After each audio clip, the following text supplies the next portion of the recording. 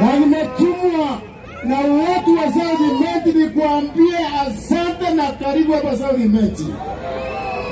Watukufu rais ulikuwa hapa January 27 last year.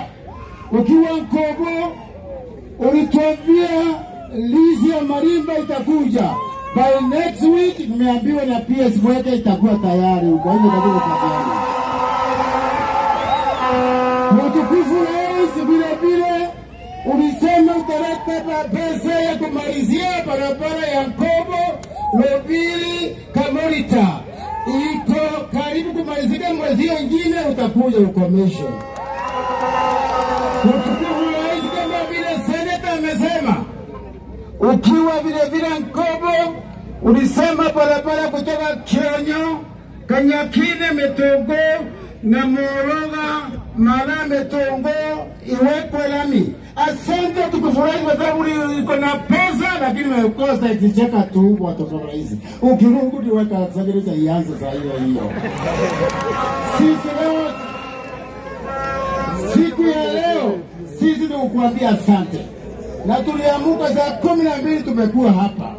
Na ukitaka tutalala hapa. Lakini watu wa South wameniambia ni kuambia mtukufu rais, ile TV tumetupatia hapa iko na wanafunzi 600, lakini hawana workshop, wanaenda na safety. Wangeomba pata workshop. Mtukufu rais, South ni ambaye economically is one of the best constituencies in Kenya. Lakini watukufu rais, mizigo yao ya export inaharibika. Wanaomba hii airstrip ya Metongo hiyo ya Bugende ni tuane hapo watu mtukufu rais. Tunamaliza masaini kwa barabara. Mtukufu rais, shule yetu hapa ya Nkwene walipomeziwa mbasi na mwile mtu alienda. Alikuja hapa kanisa akapitia hiyo shule kwa promise basi. Na wengine andageni. Hii ni shule ya wajichana wanaomba basi mtukufu rais. Ya mwisho tuombe mtukufu rais. Ukirundi tuangalie light industry kidogo ya mandizi kwa sababu tuko na mandizi mingi kwa mtukufu rais. Bila boda zetu tunaendelea kuomba tupate light industry. Karibu tena mtukufu rais. Thank you. Tena mtukufu rais. Thank you bwana Mweki.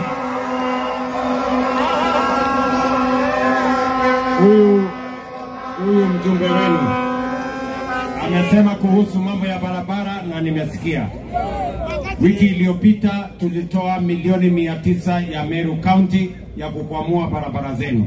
Wewe utaongea na waziri wa barabara atakwambia vile hiyo mpango inaendelea.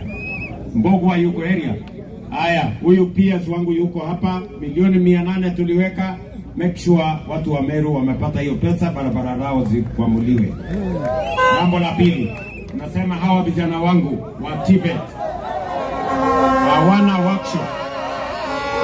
Hawa vijana wewe mheshimiwa, wiki ijayo unipitie na kutafutia milioni 10 kuja ujengee hawa workshop.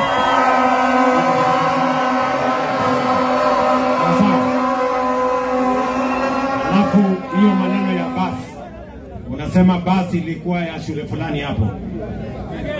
Ile ya Nkwene Girls, huyu Profesa Kindiki atatafuta ya Nkwene Girls alete. Ile ingine ni gani? Njageri. Njageri iko hapa. Huyu mtu wangu huyu wa mkono huyu anaitwa Ishungwa. Wewe Ishungwa, enda tafuta basi ya hiyo shule, ukishindwa uniulize.